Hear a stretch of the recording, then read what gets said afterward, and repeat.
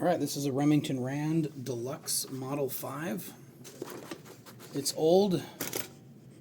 It's been around the block or something. Manufactured around 1947.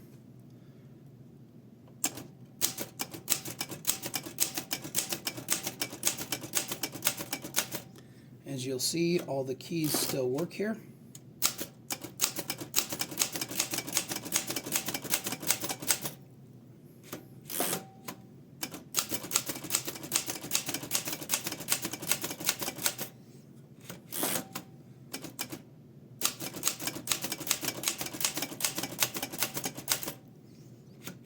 Okay.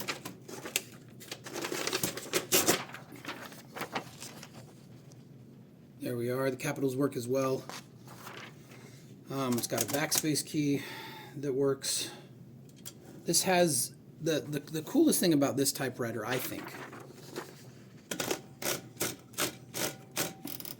is the coolest thing about this typewriter, I think, is the gearing mechanism that you have in here. So it's different from most other typewriters.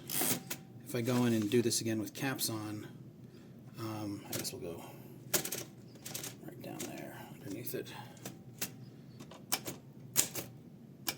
I don't know if you can see what's going on here with these capital, or not with this cap, but with these things themselves. But there's a little gear right here. Maybe I can get a little detail of that.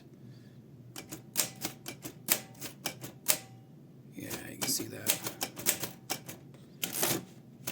So it's different from how other typewriters worked and continue to work, which tend to use a different system of, like, I don't even know what it's called. I should know what it's called, shouldn't I? Very lightweight. You have little pieces kind of pulling on each other, levers in different directions.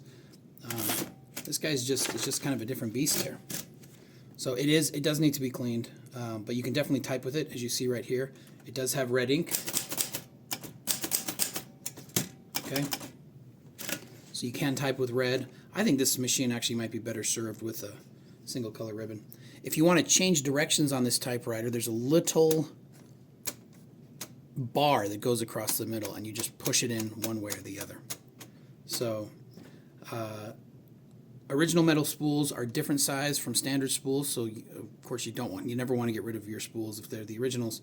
But when it's time to replace the ink, and you may want to replace this when you get it, you would want to keep these spools sort of substituted in.